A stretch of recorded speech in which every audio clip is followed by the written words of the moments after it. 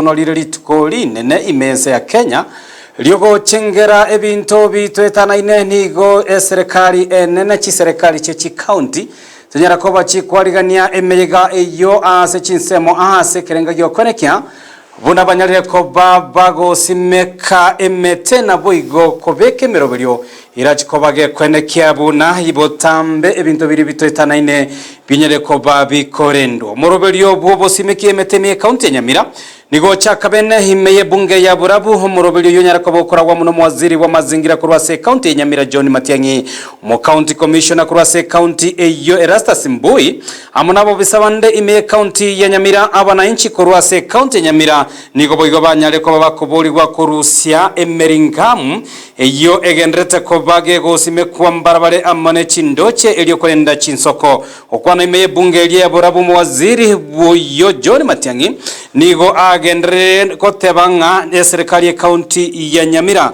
nechikobage kobeka emerobeli aheli kwenekya abuna emete gosobosimeki bwemete chi billion 15 kweko mwaka wa 2032 yenyare kobage goikiranwe ngane yo yonyara kobage gosiro bene amonere omo county commissioner we county ya Nyamira Erastus Mbui.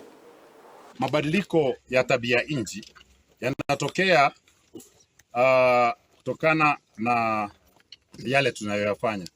Kama sasa kaunti yetu imechukua hatua za kuondoa mikaratusi katika maeneo ama chemichemi za maji na kingo za mito. Mikaratusi ni miti hii inaitwa gum trees. The blue gums, mti kama huu mkubwa hivyo unakunywa galoni 250 kwa siku za maji.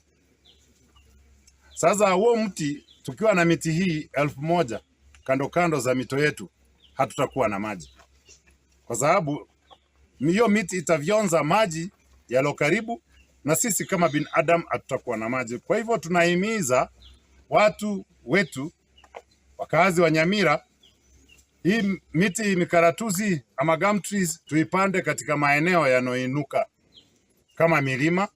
Kazi yao ni kupasua miamba, kwa sababu misisi yao huwa inateremka chini sana. Itaweza pasua miamba, itengeneze mchanga, ndiposa tulime pale juu.